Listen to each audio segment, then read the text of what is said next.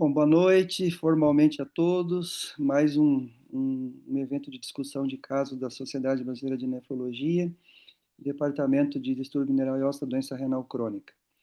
Hoje a gente vai ter uma discussão sobre hiperparatireoidismo secundário refratário, hiperparasecundária, a doença renal crônica, obviamente, né? E nós vamos ter como apresentador o Dr.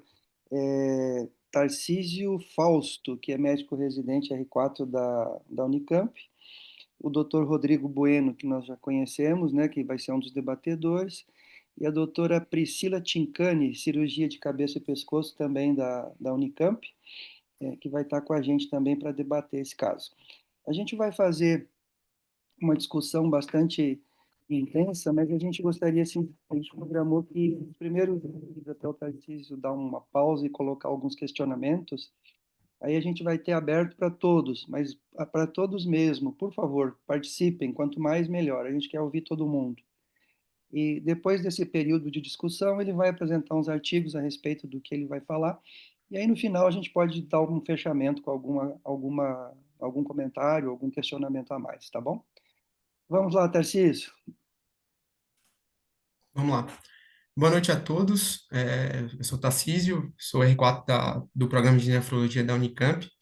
Vou apresentar o caso para vocês, né? Minha apresentação consta do caso clínico, tem os questionamentos, né, que o professor já havia falado, é, e aí eu vou abrir para discussão, e por último eu vou trazer alguns artigos. Sobre o caso clínico, a paciente RSSC feminino, 60 anos, casada, natural de Moreno, Pernambuco, procedente de Montemor, São Paulo.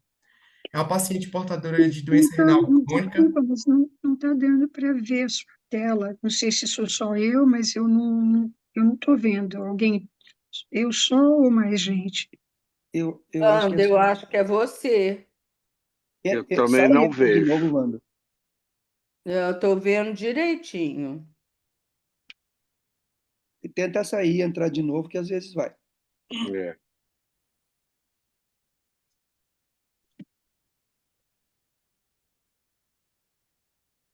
Conseguiu, professora?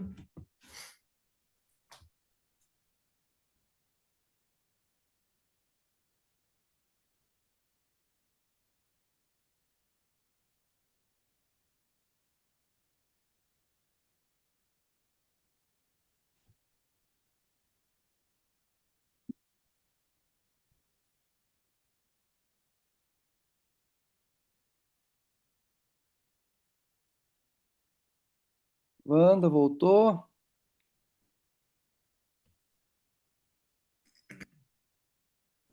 Já estou vendo agora. Ok, então vamos lá, Tarcísio. É uma paciente portadora de doença renal crônica desde 2007. A doença de base dela foi uma glomerulonefrite crônica inespecífica. É uma paciente que realiza diálise via ambulatorial, ela realiza 3 sessões por semana, 4 horas por sessão, e o acesso dela é uma fístula arteriovenosa. É uma paciente que na evolução ela já tinha dores ósseas difusas, disseminadas, né? No exame físico ela tinha estigma já de síndrome do túnel do carpo, tinha uma densitometria óssea já com osteoporose em coluna lombar, tinha um T-score -3, se não me engano, e osteopenia em fêmur. De outras comorbidades, ela tinha hipotireoidismo e hipertensão arterial. Nesse contexto, essa paciente começou a fazer acompanhamento com a gente lá no ambulatório de DMO da Unicamp, isso em 2018. Indicamos uma paratireoidectomia total dela e com autoimplante em deltoide, isso em fevereiro de 2018. Temos os dados de PTH no intraoperatório, então o PTH de 1864, ela foi para 110, né, após 1 hora, uma queda aí maior que 75%. Entretanto, no segmento ambulatorial dessa paciente, ela recorreu com dores difusas, sem melhora do quadro inicial, tá? É, no segmento ambulatorial, foi visto também que ela não teve uma melhora laboratorial, né? Tinha um PTH de 2019 de 736, em 2020, 1.200. Vocês vão perceber que no decorrer da minha apresentação tem um hiato temporal, né? dessa paciente, que começa em 2020. Então, coincide com a pandemia de Covid. Então, a paciente que vai ficar um tempo sem segmento aí por causa do fechamento ambulatorial, né? Dado esse contexto de refratariedade, aqui é a escala de gradação de dor, ela tinha dor intensa, moderada, né? E manteve também pós a cirurgia. Dado esse contexto clínico, laboratorial, indicamos para ela uma nova cintilografia, né?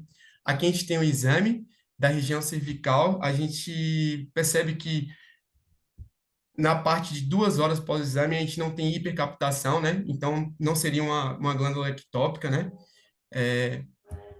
Entretanto, quando a gente vai ver para a parte de tórax, na região deltoide direito, onde a gente ocorreu o autoimplante, a gente tem uma hipercaptação, sugestiva de hiperplasia.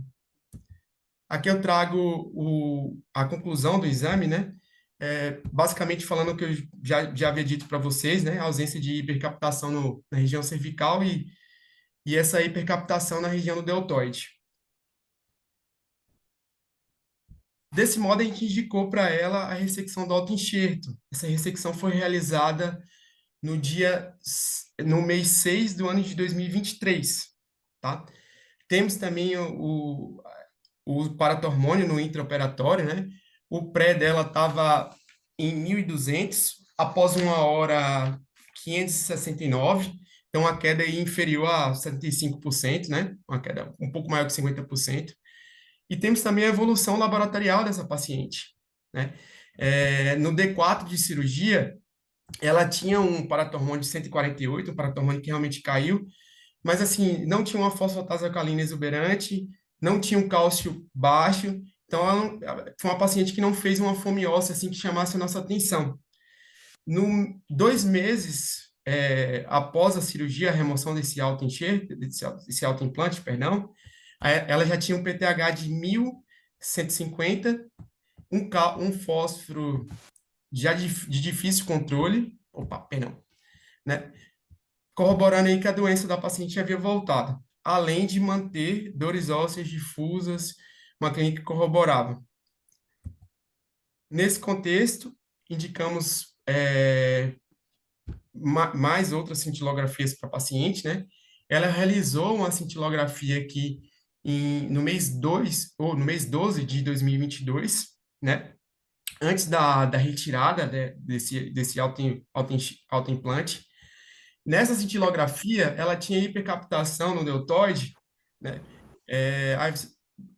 Mas que era uma hipercaptação em 2 pontos, como se ela tivesse aumentado esse autoimplante. Após a retirada, repetimos a cintilografia, que foi uma cintilografia realizada no mês 7 de 2023. É essa que vocês podem ver mais à esquerda de vocês, né? Nessa cintilografia, ela já tinha retirado o autoimplante, mas só que ainda com a hipercaptação. Aqui eu trago o laudo, a conclusão para vocês. Então, é basicamente o que eu já havia falado, né? Uma primeira cintilografia com 2 traçados, né, remanescentes sugestivo de hipercaptação, após a retirada ainda a manutenção da hipercaptação, isso no exame de 2023. E também não trouxe a imagem, mas tem imagens após 2 horas com a região cervical sem nenhuma alteração. Dada a evolução clínica da paciente, refratariedade à dor, exames laboratoriais ainda alterados, indicamos a segunda remoção cirúrgica do autoenxerto, né, que foi realizada em maio de 2024. Temos também os dados no intraoperatório. Ela tinha um PTH de 1.532, uma queda expressiva agora, maior que 75%, mas na mesma evolução. No D4 da cirurgia, né, maio de 2024, perdão, não houve uma fome óssea também que chamasse nossa atenção. No mês seguinte, a paciente apresentava já um perfil laboratorial com PTH próximo a 1.200, né? E após praticamente 9 meses de cirurgia, um fósforo já de difícil controle e o PTH mantém a mesma curva de evolução.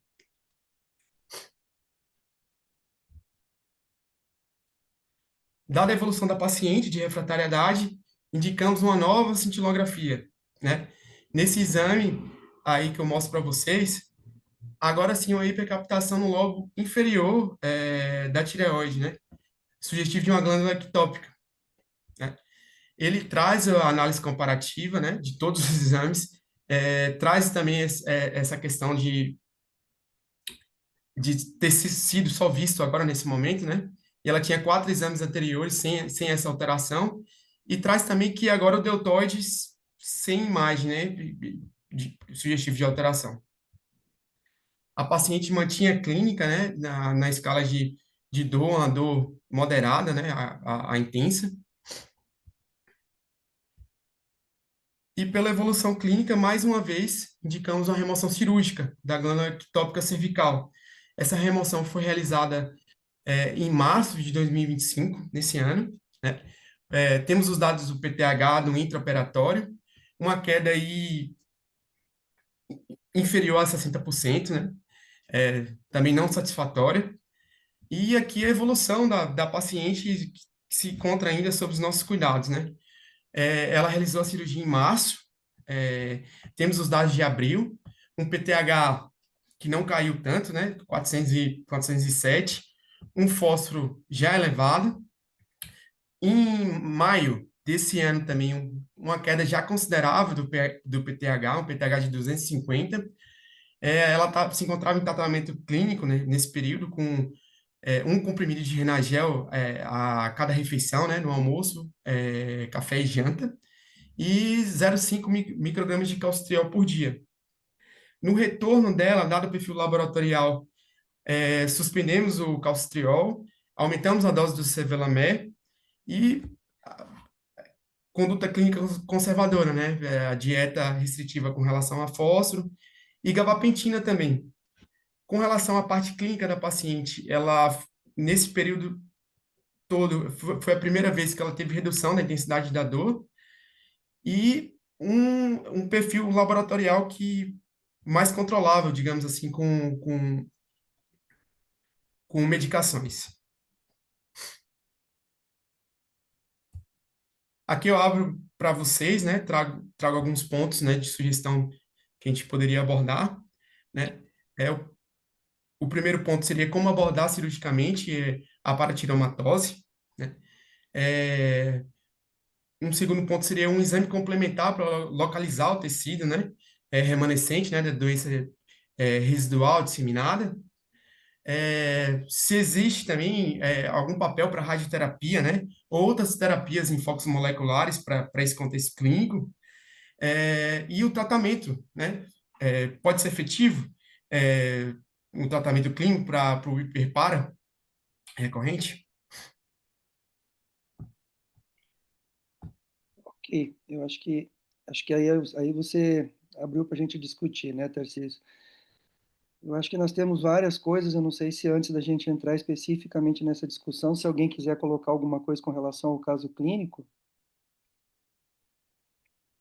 Eu queria. Tá me ouvindo? Pode Ô, falar, Luiz. Oi.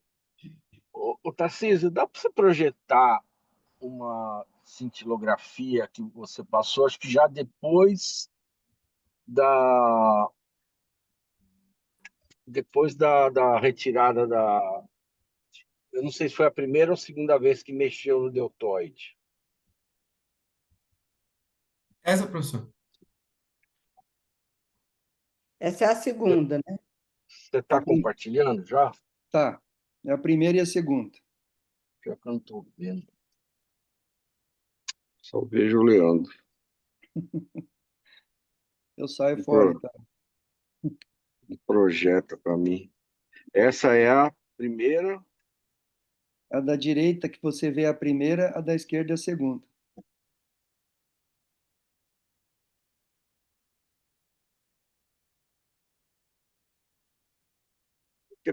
Me pareceu, eu não sei se é essa aqui, realmente eu não tô conseguindo ver, mas me pareceu que tinha no polo inferior do lobo tiroidiano esquerdo tinha uma imagem. Professor, mas não corrobora, porque a imagem que a gente viu em março desse ano é no lado direito, no polo inferior da tireoide. Entendi. Mas vocês estão vendo essa imagem que eu estou falando? Eu acho Na que é essa que eu estou cintilografia? vendo na primeira cintilo. Isso, logo Ou Na é na abaixo do lado primeira. primeira ou esquerdo. na segunda. Para mim, a imagem é a direita. É isso mesmo. Então, na Mas primeira. ela deixa dúvida, viu, Aloysio? É. E não Deixa foi dúvida. aí que achou a supranumerária depois? Não, foi do outro lado. Ah, tá. Entendi. Agora eu tenho uma pergunta. Assim, quando vocês fazem paratiroidectomia, vocês não conferem o laudo anatomopatológico depois? A gente Assim, conferimos, confere? conferimos todas essas ressecções, a gente tinha os anatomopatológicos, né? E eram 4 glândulas. 4 glândulas na primeira ressecção, que foi em 2018, todas elas sugestivas de hiperplasia. Tá. Não, eu estou comentando isso até para o pessoal, assim, ficar mais atento, né? Porque quando a gente começou no serviço de Uberlândia a ter várias recidivas e tudo, aí você fica esperando o anátomo patológico, às vezes demora, depois você acaba esquecendo, né?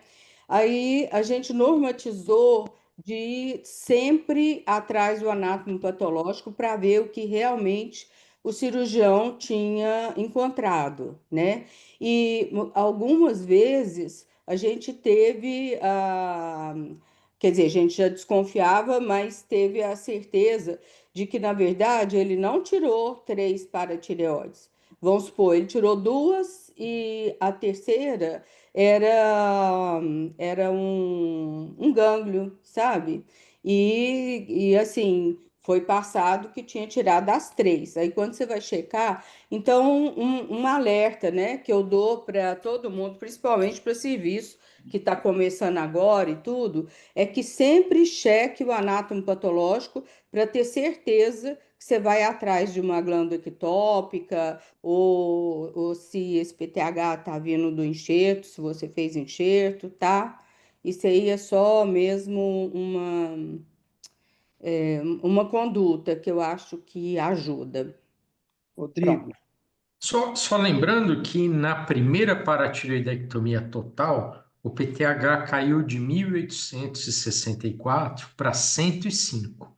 Então, caiu mais de 90% PTH e o anatomopatológico identificou as 4 glândulas, né?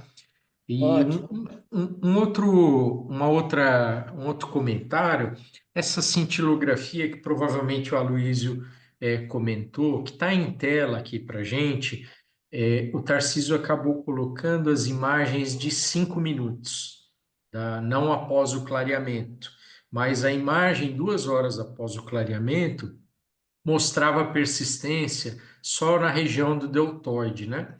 E a gente acredita que esse caso é um caso de paratiromatose, e nessa imagem de dezembro de 22, a gente vê 2 sítios nítidos, claros, de captação do radioisótopo. Então, talvez essa é uma evidência que o implante único se disseminou em vários outros nódulos, Você né? diz no deltoide, né? No No deltoide deltoide. direito, exato. Eu dei um Viraram, print, eu dei um viraram print duas da, imagens. eu dei um Entendi. print da tela, Luiz, e mandei para o Ah, seu WhatsApp. Talvez você tá. consiga ver Não, eu tô vendo, agora a eu estou cintila. vendo a tela aberta. Então, é Isso, nessa imagem que tem duas bolinhas aí, duas captações, que eu E vejo uma captação lá no polo inferior do lobo tiroidiano esquerdo. isso. Você tem razão, mas isso desaparece na imagem de 2 horas após o Ah, clareamento. tá. E o Entendi. laudo, dá só um toque na tecla para aparecer o laudo. Então, o médico que laudou da medicina nuclear, né, ele, tendo acesso à imagem 2 horas após, ele confirma que persistia a captação na região proximal do braço direito, né? que anteriormente tinha 2 áreas de captação e agora só tinha uma, né? E em comparação com o exame que você comentou, né, não há nenhum destaque para captação e persistência na região cervical. Então, Ele só não para fala, confirmar isso. ele nem descreve essa de 15 minutos. Não, ele não descreve, não Porque, descreve. assim, às vezes a glândula é pequena, ela tem um washout mais rápido, né? Porque 15 minutos é Sim. muito pouco também, né? É um Aqui eles têm washout um muito rápido, protocolo que são 5 minutos e 2 horas. tá? Ela tá tão visível, né? Abaixo da tireoide. Mas assim, não com esse tempo, não chama a minha atenção que seja paratireoide. Eu Pois é, pensava em mas outra coisa. Você não tem a imagem de 2 horas? Porque eu acho que sempre que a gente vai discutir esses casos, ou mostra as duas, ou então para a gente deter mais de 2 horas, né? Porque é quando a eu sei, Mel, mas eu não estou nem considerando esses tempos, porque assim, Não, eu eu acho que sei. eu acho que um caso tão de tanta refratariedade, a gente não pode descartar que o que que é essa imagem? Alguém tem Não que dizer o que é sei. essa imagem, sabe? Doutora É. É, Priscila, a doutora Priscila levantou a mão aí, doutora Tá, Priscila quer acrescentar alguma coisa? Oi, diga estou lá. aqui só ouvindo a discussão. Boa noite para todos. Eu sou a Priscila, eu sou cirurgiã de cabeça e pescoço assistente do serviço aqui da Unicamp. A gente costuma operar os casos do Dr. Rodrigo, tá? É mais para fazer uma observação sobre essa questão da dificuldade do anatomopatológico, só para pontuar, assim, o nosso serviço tem bastante experiência com o setor de anatomia patológica, eu digo, né? E eles, inclusive, a gente tem o hábito de fazer congelação de todas elas e fazer a exploração dos dois lados, inclusive como padrão, tá? Mediastino, retroesofágico e até em face cervical profunda, próximo da coluna. A gente já teve caso de localizar a paratireoide extranumerária nesses locais. Então, a gente tem por hábito fazer isso sistematicamente, congelar todas as tópicas que a gente encontra, e o nosso serviço de anatomia patológica é muito bom nessa questão, inclusive eles conseguem colocar na congelação até se o padrão da hiperplasia nodular ou difuso. Então, quando a gente parte para uma abordagem, pelo menos do sítio primário das lesões, quando a gente tem muita certeza de toda a exploração e de todos os resultados em locais tópicos, a gente opta por encerrar o procedimento, tá, do paciente. Quando você tem essa evolução à paratiromatose, a nossa ressecção, vocês devem ter visto nas peças, né? São ressecções em bloco até que bem amplas, vão até plano muscular, tudo.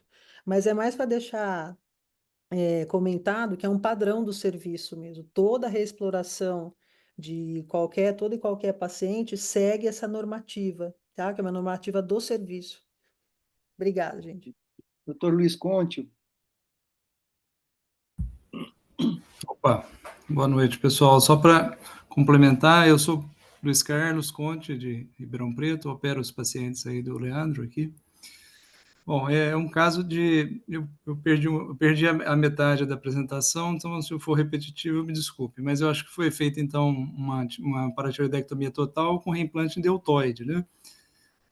A gente não tem, né, Leandro, experiência com implante em deltoide, mas eu acredito que seja mais ou menos a mesma coisa do que a gente vê no antebraço mesmo. Você vê como foi feito esse implante, né? Esse implante provavelmente foi feito em várias bolsas, né? A gente tinha, quando a gente fazia o implante em músculo aqui, porque agora a gente tem feito mais a paratiroidectomia subtotal mesmo, sem implante, então a gente fazia várias bolsas, né? Então eu acredito que essas bolsas, à medida que vai apresentando, o paciente vai apresentando uma recidiva no implante, ele pode ter a captação de uma dessas bolsas ou mais, acho que por isso dessa separação aí. Também isso facilita quando você vai ressecar, que você muitas vezes não quer ressecar tudo, né? Para não deixar o paciente sem paratireoide e deixar um fragmento ainda de paratireoide, né? Quanto a essa paratireoide aí que apareceu nessa cintilografia, eu concordo, é difícil você considerar uma cintilografia no tempo inicial, né? Porque realmente capta tudo, aí você vê o tanto que a tireoide está bem marcada aí, né? Mas, às vezes a gente tem algumas situações que a gente não tem nenhuma luz no fim do túnel, né? Então, qualquer coisa que apareça na cintilografia, para o cirurgião, ele vai dar um caminho ali, a hora que tiver que reabordar, de como fazer, né? Em algum momento, depois a paratireoide que apareceu foi do lado direito, né? Interessante foi isso, essa que captou aí, mas depois na cirurgia apareceu foi a inferior à direita, né? Acho que nada impede, assim, que mais para frente, né, pelo que a gente está vendo, essa aí do lado esquerdo, em algum momento ela vai crescer também, né? Se for mesmo uma paratireoide.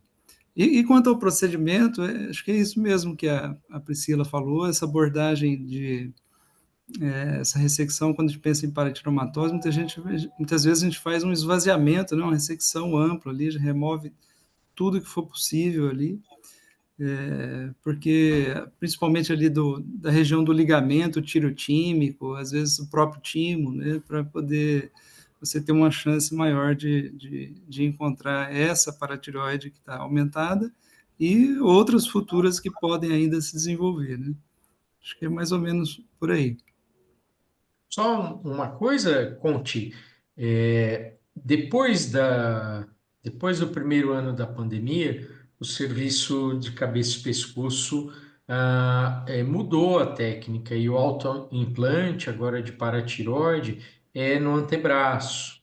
E isso ajudou, facilitou as coisas, porque a gente consegue ter acesso à dosagem do PTH a partir da drenagem venosa do membro e também do membro contralateral para ter um parâmetro sistêmico do PTH. Mas até 2020 foi essa técnica que foi usada pelo serviço. A gente Tarcísio, usou, dá para... Oh, desculpa. só complementando o que o Rodrigo falou, assim, a gente usou durante bastante tempo aqui, né? Acho que pelo menos aí uns 10 anos a gente fez, né, o Leandro, Foi por aí. de implante no antebraço. Realmente ele tem essa vantagem, né? Você pode comparar uma coleta de um lado com o outro, você pode fazer um Casanova, ver se a lesão está ali mesmo, que está hipersecretora está ali mesmo, está no pescoço, né? Fazer essa análise. Então ajuda muito o fato de ser no antebraço, né?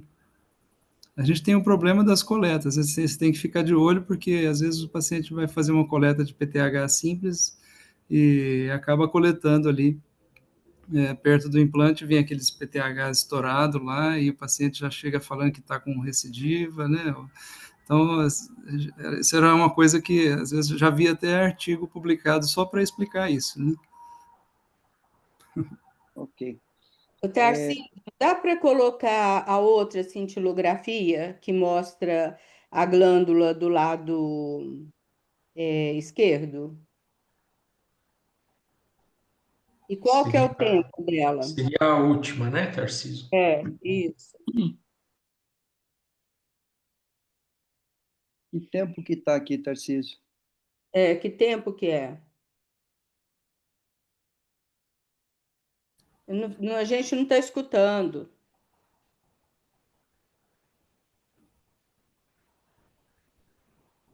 Tem ideia, Rodrigo? Perdão, deu uma travada aqui. São 2 horas. 2 horas? Uhum. Esquerdo não, direito, né, Melanie? Direito. Direito. Difere do ponto que o senhor tinha falado. Sim, Uma da outra, primeira. da primeira. Uma outra questão também, que a paciente ela tinha uma cintilo, a primeira cintilo dela é essa de 2021, né? Pós a primeira ressecção na topografia cervical, que a região cervical, aqui no tempo de 2 horas, sem alterações, Eu não né? sei nada. Certo. Apesar de eu não ter colocado a de 2022, né? Mas a gente tem essa de 2021 que não tem nenhuma alteração. E, corroborando o que o professor Rodrigo já havia falado, essa de 2021 a gente tem captação de um foco só. Nessa de 22, a gente vê duas captações, né? Isso. O Rodrigo, enfim, Priscila, é possível checar, Luciano, é possível checar a integridade das paratireoides do primeiro anátomo patológico e fortalecer a hipótese de paratiromatose iatrogênica? Oi, No primeiro anátomo patológico da ressecção do autoenxerto, o laudo foi uma hiperplasia. Não veio como laudo do anátomo patológico para tiromatose. Ok. Bom, acho que o Tarcísio pode, se ninguém mais tem nenhum comentário, colocar aquelas questões, Tarcísio, para a gente focar um pouco nelas agora.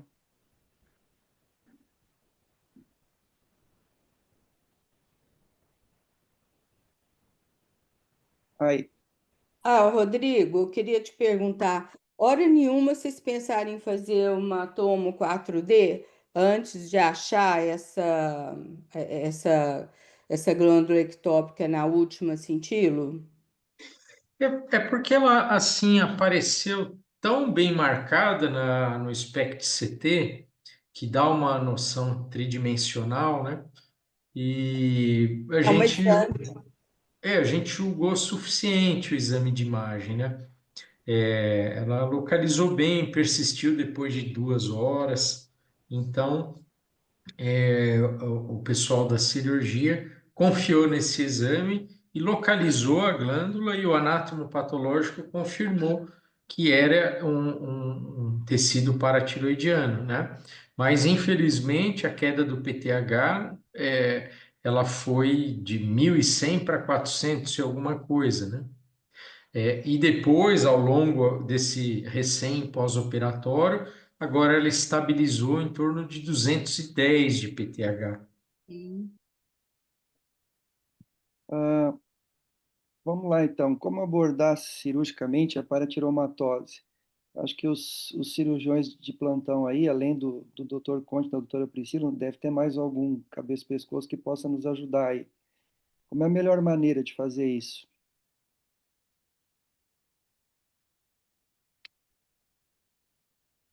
Doutora Priscila, doutor Luiz Conte? oi, boa noite. Eu acredito que a melhor maneira é fazer o que a gente tem feito até por 2 vezes, né? A gente marca um ponto para ressecção em bloco e a gente aborda desde a pele, inclusive interessando a pele, trata como se fosse um implante neoplásico mesmo, né? Essa que é a verdade. Até um pouco mais dos planos musculares profundos, até a gente visualizar a fáscia do local, que a gente tem certeza que a gente tirou toda a loja muscular em torno da área afetada, medida principalmente pelo exame de imagem no SPECT, na parte imaginológica do SPECT. É fácil limitar isso, Priscila? Se é fácil limitar? Pela anatomia do espectro, sim. Quando a gente considera a parte tomográfica, se a parte tiver boa qualidade, pela lógica, como foi a gente mesmo que fez o implante, a gente sabe que evitou aprofundar demais em face de musculatura mais profunda. Depende muito da gente saber o que a gente fez. Por isso que a importância de devolver o paciente com esse tipo de questão para a mesma equipe que abordou. Isso aí não só para o serviço, como para todos os outros. Porque a gente tem relatório de cirurgia, tem descrições, e muitas vezes nos nossos relatórios a gente padroniza quantas bolsas a gente fez, quantos fragmentos a gente inseriu, e até que plano profundo de qual músculo a gente inseriu justamente pensando em ficar mais fácil uma possível reabordagem quando acontece exatamente esse tipo de coisa. A, o Aloysio tocou o Conte, aliás, tocou num ponto com relação ao número de bolsas.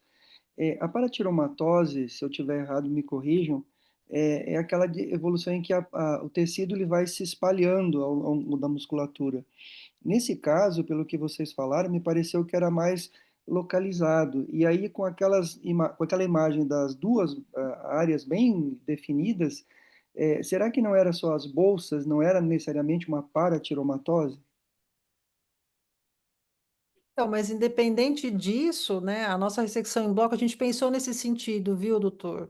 Mas a ressecção em bloco foi discutida em reunião antes da abordagem da Sandra, né, da paciente, e a gente optou pelo fato de fazer uma ressecção grande que abordasse as duas captações que tivesse. Foi uma surpresa para a gente quando ela retornou para fazer uma segunda abordagem do autoimplante com captação positiva ainda.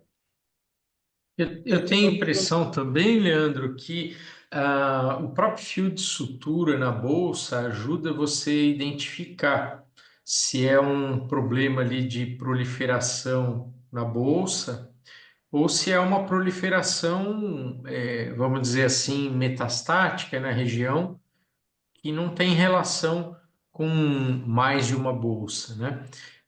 No artigo que o Tarcísio vai mostrar, tem uma foto de anatomopatológica interessante, que vê um granuloma em torno do fio de nylon de sutura, em permeio ali com o tecido paratiroidiano, né?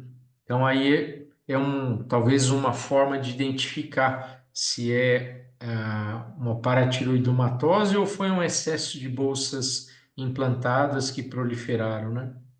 Certo. Luiz Conte, tem alguma coisa diferente a respeito disso, não?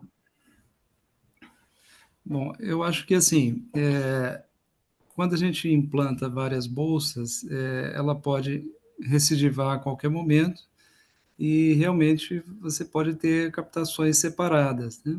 Mas na prática, mesmo quando a gente vai reabordar esse tecido no músculo, é muito difícil você identificar e delimitar bem onde começa um, onde começa a outra, porque ela cresce de maneira, quer dizer, fora a própria fibrose da cirurgia anterior, né, associada ao crescimento dessa paratiroide. Então, assim, às vezes a imagem na cintilografia ela é muito bonita lá, parece que tem duas glândulas separadinhas, né, mas na hora da cirurgia é difícil você delimitar bem onde ela termina, né.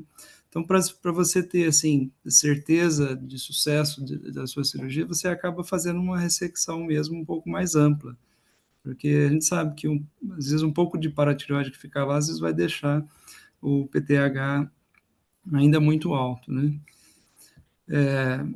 Agora, assim, eu não sei até que ponto que seria interessante, Leandro, deixar de maneira proposital, já que você fez várias bolsas, né? Não deixar essas que estão hiperplásicas e aparecendo, assim, marcando na cintilografia, mas as outras bolsas, por exemplo, que você não consegue, que não estão tão hiperplasiadas ou adenomatosas, você não abordar todas, né? Você saber que porque essa cirurgia é uma cirurgia meio, na verdade, o que você busca é diminuir o PTH, né? E você não quer zerar o PTH também, né? Por outro lado, é um tecido doente, a gente sabe, né? Mas, e muitas vezes também não é todo o tecido que está lá que está doente. Então, cria esse dilema, assim, de fazer uma ressecção ampla, retirar tudo, ou, entendo o tecido mais próximo do normal, deixar aquele tanto lá para que o paciente não entre num hipotireoidismo também, que não seria bom para ele, né? Posso E falar exame rapidinho? completo, por favor. No nosso serviço aqui, o que a gente faz, é bem o que o Dr. Conte falou, na prática, para o cirurgião, o procedimento de exploração ou das bolsas ou dos implantes hiperplásicos, ele é o mesmo. A técnica cirúrgica e o ato cirúrgico, em termos de remover esse tecido remanescente e hiperfuncionante, mesmo com o SPECT, que é um exame que tem um componente localizatório que ajuda muito a gente, ele não é muito fácil de realizar. Os implantes são microscópicos mesmo e a gente, a olho nu, não tem como ver. A gente geralmente opera com lupa essas retiradas e mesmo assim a gente não consegue ver. Então, tendo essa experiência da dificuldade visual, o que a gente faz é a mesma coisa que a gente faz quando faz uma paratireoidectomia subtotal e precisa voltar numa glândula eventual. A gente pega um fio de prolene, que é um fio azul, e a gente marca a extremidade do total de bolsas que a gente fez.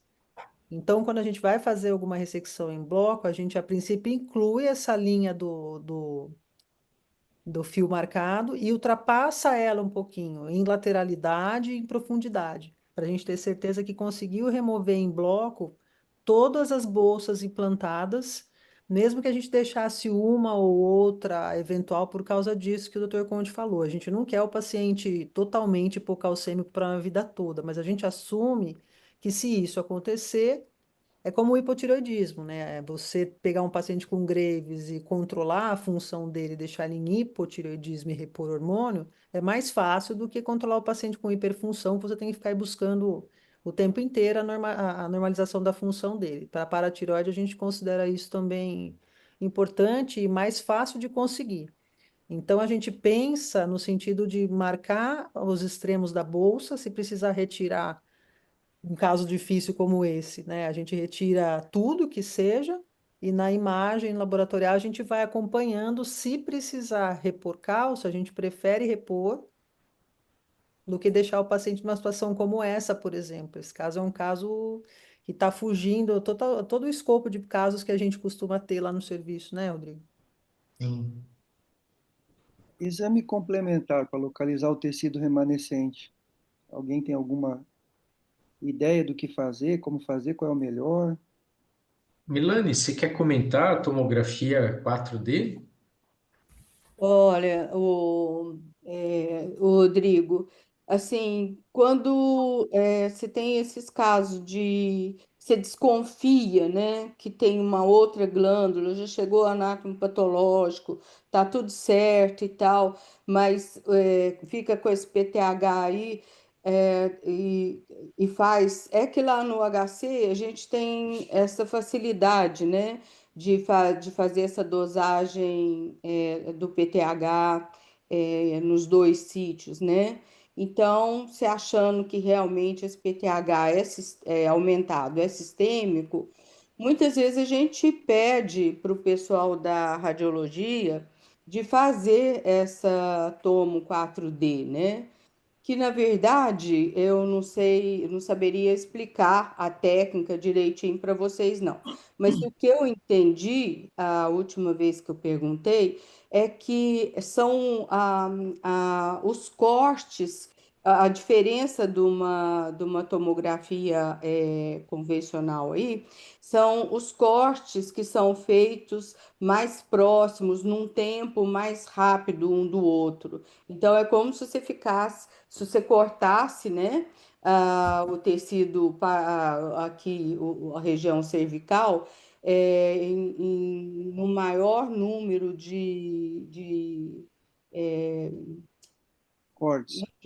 de cortes, e isso facilitaria assim você achar uma eventual glândula que não tivesse aparecido nos exames anteriores, sabe? Na própria tomo. Na E verdade, outra Rodrigo, coisa. Oi? na, na verdade, Rodrigo, o que o pessoal da radiologia aqui, Melanie também colocou para a gente com relação a 4D, dá para fazer uma ressonância ou uma tomografia 4D. Que existe esse corte, como a Melanie está falando, o espaço entre os cortes é diminuído, É o mas tempo, né? o mais importante seria o tempo de washout, porque Isso. tem que ter esse cálculo que eles fazem, e aí se o tempo de washout da tireoide é muito mais rápido do que da paratireoide. Então eles conseguem, com esse tempo de washout do contraste, dizer o que, que é o que. E a ressonância ou a TC 4D, qualquer uma delas funcionaria. A TC é mais provável, porque eles têm técnica já mais bem desenvolvida. Outra possibilidade seria um exame SPECT-CT, que é o mais sensível, né? Aline Pichone, por favor. Não, mas olha aqui, Rodrigo, muitas vezes, assim, por exemplo, quando a gente pede cintilografia, pede tomo, mesmo não sendo essa 4D, eles fazem com SPECT, né? E mesmo assim, algumas vezes, você não consegue localizar uma outra glândula. Então, é que lança mão dessa 4D por essa pequena diferença, né? Quer dizer, uma coisa diferença de técnica, mas que facilita o achado. Mas Mas a, aí, a tomo convencional também, ela, quando você não acha, eles automaticamente, pelo menos no HC, fazem com SPECT. você está falando da SPECT-CT, né, Melena? Não só a É, SPECT, que seria a cintilografia, né? Que a Não, SPECT-CT é PET-CT. a cintilografia com tomografia ao mesmo tempo, que aí a sensibilidade aumenta bastante. Isso mesmo.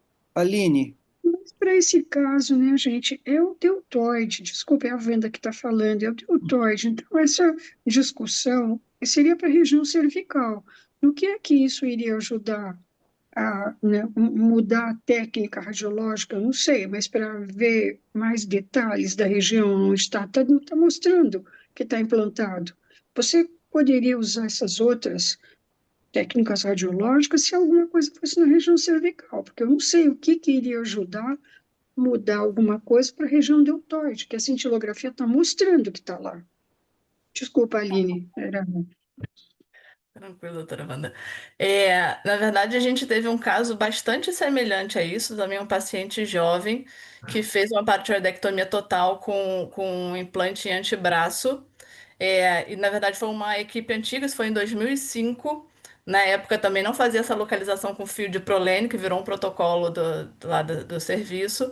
É, e o paciente foi reabordado em 2010 e 2011, esse antebraço, porque a cintilografia acendia e ele não encontraram essa glândula, ele voltou para a clínica, continuou com hiperparatiroidismo, com algumas fraturas, inclusive, em complicação desse hiperpara.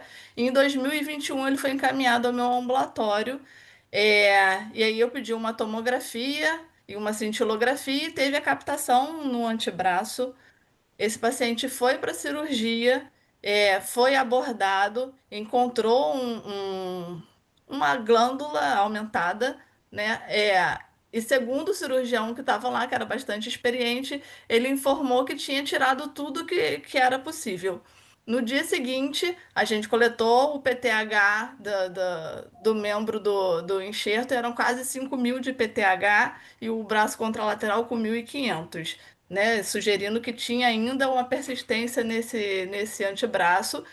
É, o paciente repetiu a cintilografia, que aí captou pouco, né, muito menos do que na anterior, onde de fato já tinha aquela glândula aumentada.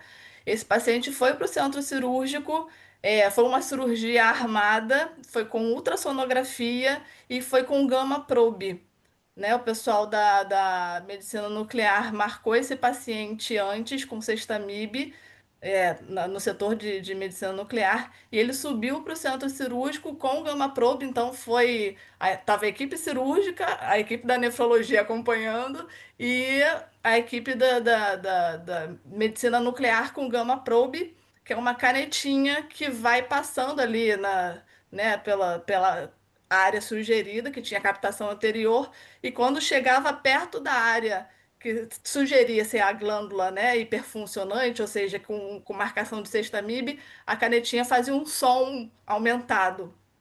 Então foi assim que a gente conseguiu localizar essa glândula. De fato, ela estava meio infiltrada ali dentro da musculatura, que era difícil até na palpação de perceber onde que estava a glândula. Então, guiado com ultrassom, guiado com gama probe, é que foi possível localizar essa glândula e o paciente ficou muito bem depois da cirurgia. ok.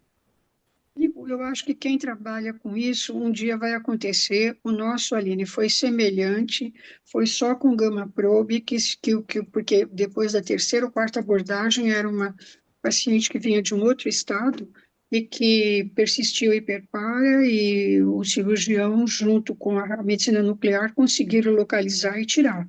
Pelo menos nesses anos todos, é um caso que a gente teve que foi assim extremamente grave. Se tem relatos na literatura, se for olhar, talvez eles vão contar, dessa glândula, desse tecido, se dispersar pelo corpo. Isso daí faz muito tempo que eu não releio, que na época que aconteceu a gente andou lendo tudo, e que isso pode acontecer.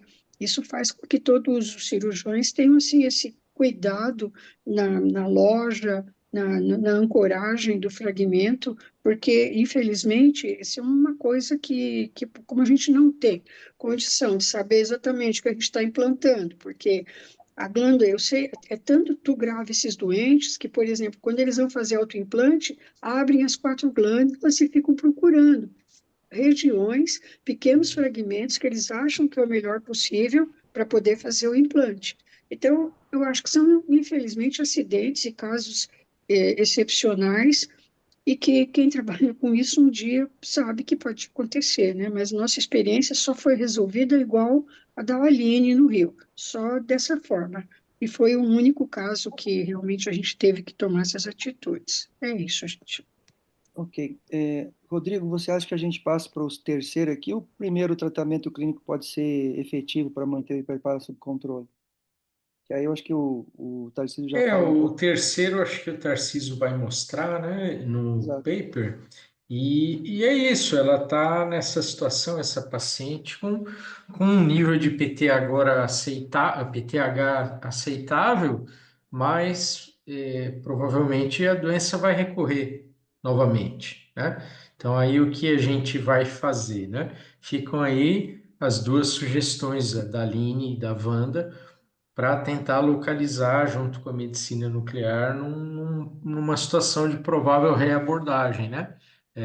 Provavelmente no deltoide. Alguém tem experiência com radioterapia ou terapia molecular? Não. Então fala para nós, Tarcísio. Eu nem sei o que é essa terapia molecular, sinceramente. O que que é? Qual seria essa terapia? Não sei. Eu não tenho. Eu nunca vi. Não, não sei. Vamos lá, então. Tarcísio? Isso. Estão me ouvindo? Aham. Toca o barco. Desculpa. Esse artigo aqui é um artigo retrospectivo, com N de 230 pacientes, né?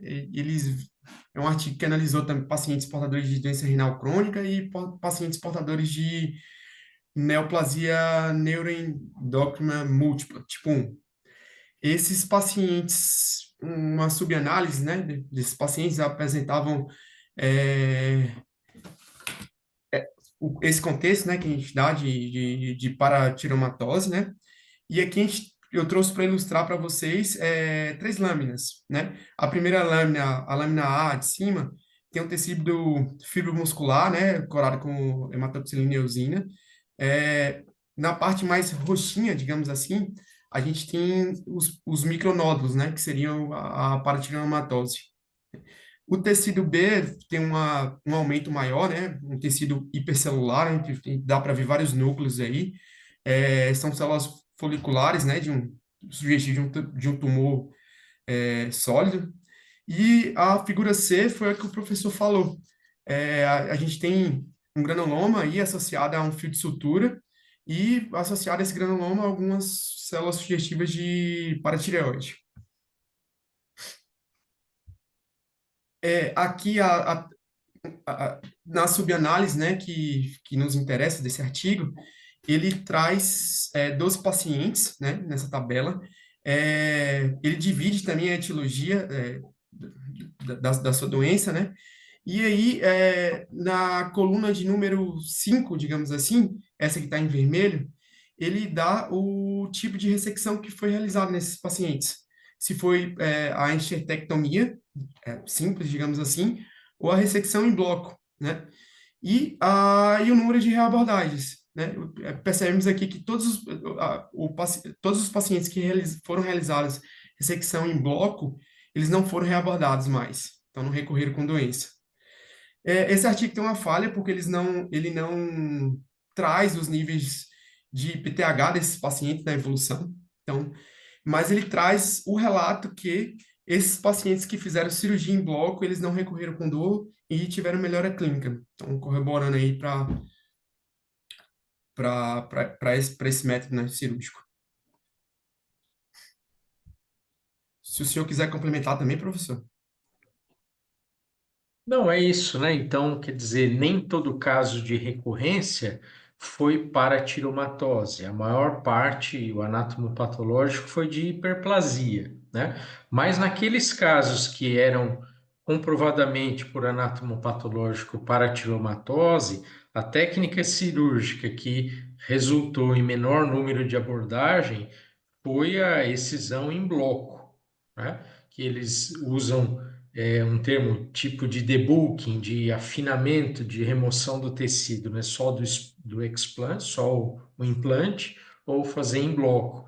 Então, eu entendi que a técnica de escolha tem que ser a remoção em bloco, com uma boa margem e da maior forma possível para garantir que todo o tecido seja removido, né? É isso que esse estudo mostra para a gente.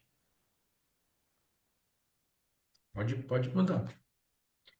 Neste outro estudo, né, ele avaliou o benefício, né, da adjuvância da radioterapia em pacientes portadores de câncer de paratireoide. E assim, não teve significância estatística em nenhum dos aspectos analisados. E o principal seria a mortalidade, né? Então, o uso de radioterapia, nesse contexto aí, não ajudou.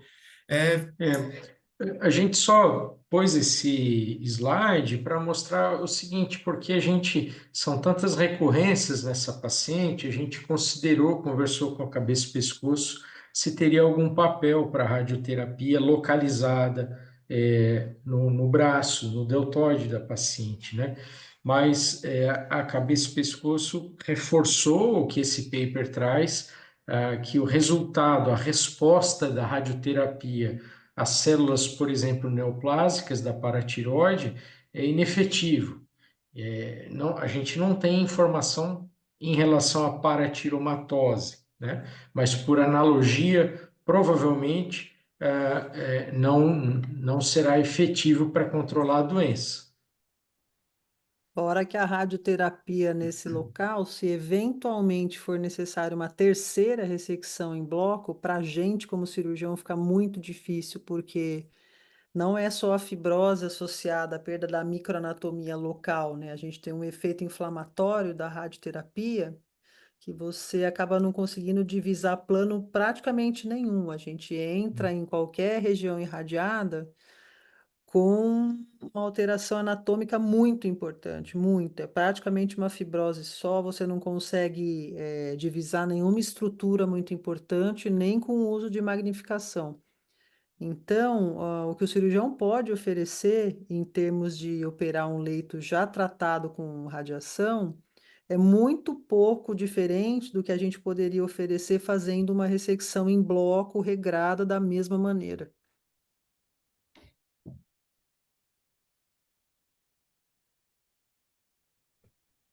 Mais seguindo alguma? adiante, desculpa, professor.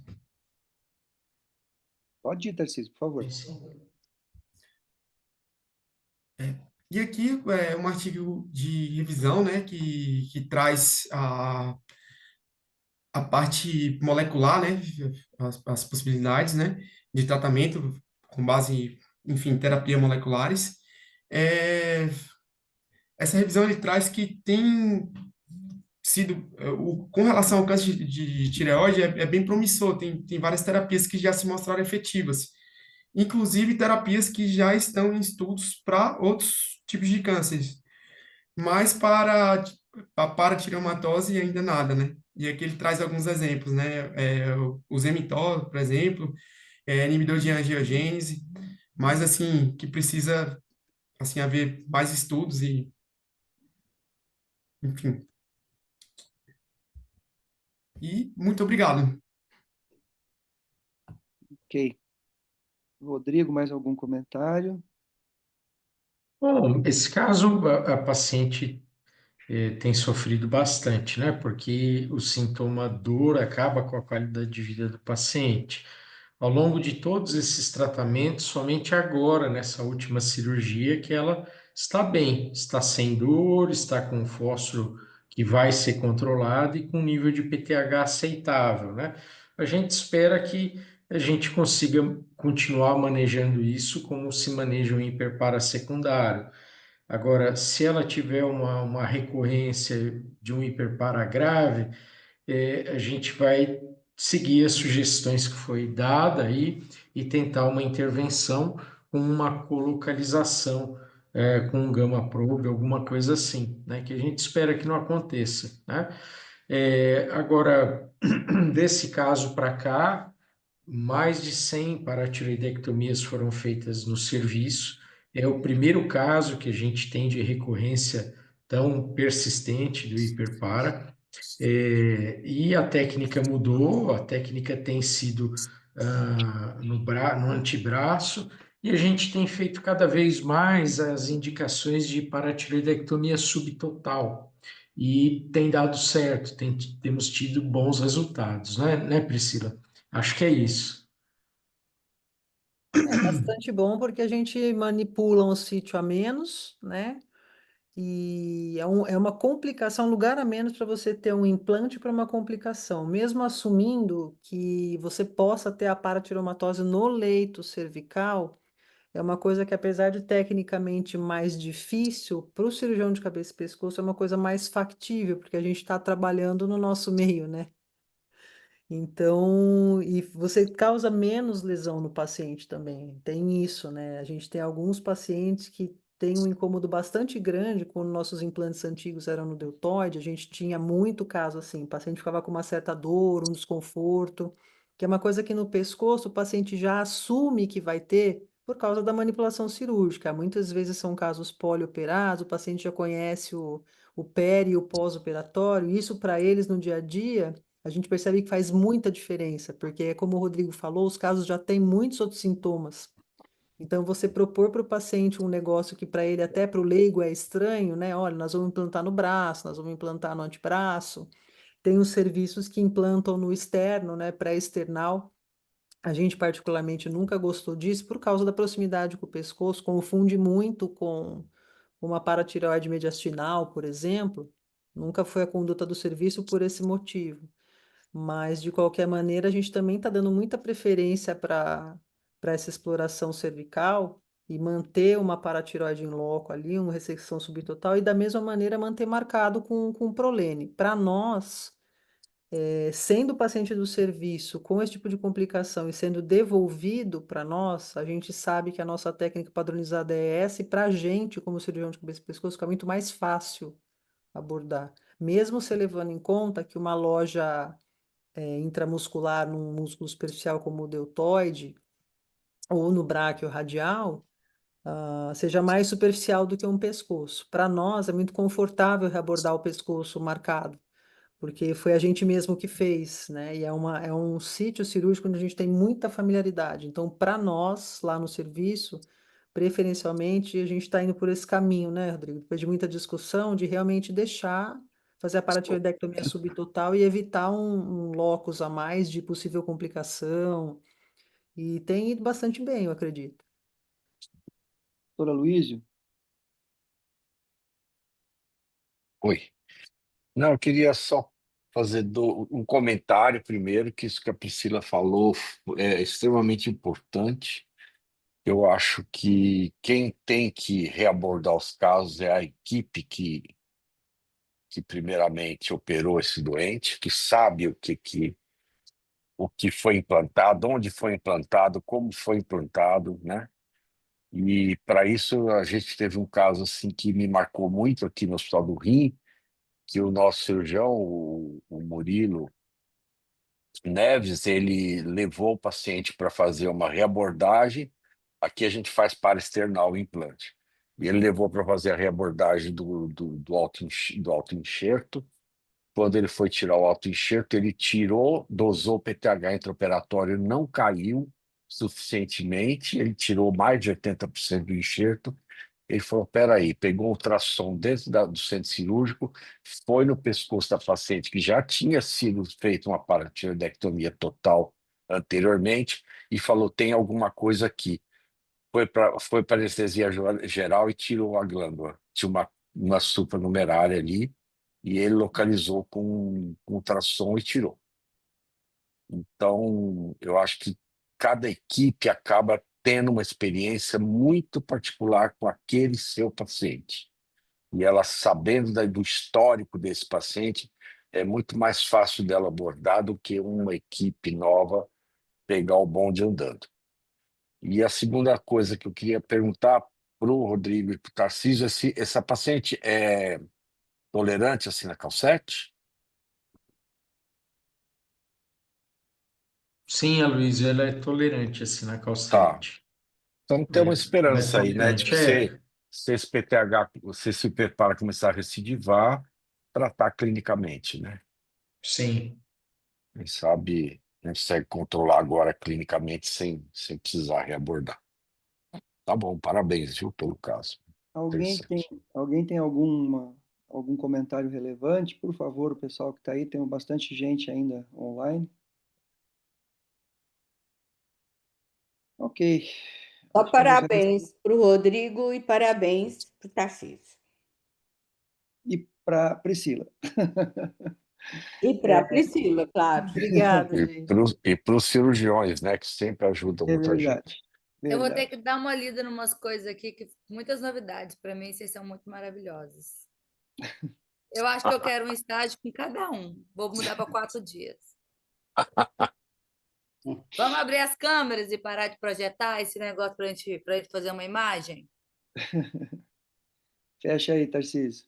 Vamos Mas eu lá. fico muito feliz que aí seja a técnica subtotal, seja a que está sendo adotada para o serviço, tá? Eu sou a maior defensora. Não adianta o Luiz ficar de cara feia para mim. Eu não estou, não. Você Eu tem que ver também a cara sou. dele primeiro. Ai, que lindo! Cheio de Eu, sorriso. eu não tô de cara feia, não. Eu defendo a subtotal também. Tá bom. Em alguns casos. Consegue parar de compartilhar, Tarcísio? Para a gente fazer o gosto da Ramiele aí, né? Ah, não, eu gostaria, porque é muito importante para mim. Acho que o Tarcísio estava tão tenso que ele já foi embora já e Não foi, não. Tarcísio, tira esse muito obrigada. Eu já falei muito Mas tá tudo obrigada para bem. você. Se não conseguir, tá tudo bem, porque vocês estão ocupados também. Compartilha aí. Não foi, né? Não. Não. tenta fechar o compartilhamento Parar de para compartilhar, Francisco. parar de compartilhar, porque aí abre todos os vídeos, né? A minha ideia é ser sai e entra, porque dá certo. Eu vou Tira sair e a entrar de novo. Perdão. Doutor Luiz, que bom que o senhor vem. Ele Vou não para falta. Moqueca. Então, Vou eu para Raquel falo tinha moqueca e me para que o falado. feijoada. vinha com a Luísio. Eu vou para moqueca e para feijoada. Não, vocês vão fazer muito. Você vai... E doutor Lauro vai te alugar, tá? Tá bom. Não tem problema, não. Cirurgião pode participar? Opa! Claro. A gente entra para comer. Aham. Pode Mas vir, eu dou crachá para vocês todos. leva um peixinho.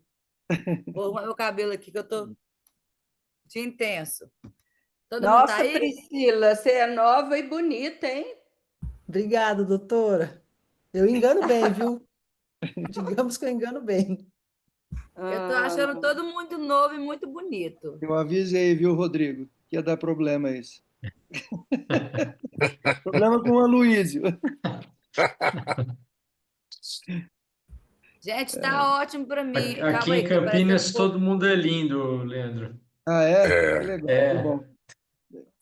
O problema é só elogio, porque todo mundo fica morrendo de medo de fazer um comentário assim desagradável e ir embora, porque a hora que vira as costas a gente cai matando. Ô, Bom, gente, eu gente, acho que eu sou a mais bebezinha aí, tirando o residente. Foi muito proveitoso. Eu acho que da próxima vez a gente tinha que convidar todo mundo. Eu só não convidei porque eu não sabia se podia, tá? Parabéns. por favor. Estávamos com 32, agora 40, caiu para 19. a gente chegou a 46 Não, pessoas. chegou em 46. 40 e... Isso. Maravilha. Ó, gente, Muito então bom. foi um Boa noite a prazer. todos. Obrigado pela ajuda, Beijo Priscila, pra todo todos. mundo. Pessoal, Luiz, boa Tchau. noite. Boa Muito noite. obrigado, viu? abraço. Tá, obrigada. Tchau, tchau. Tchau, tchau, boa noite.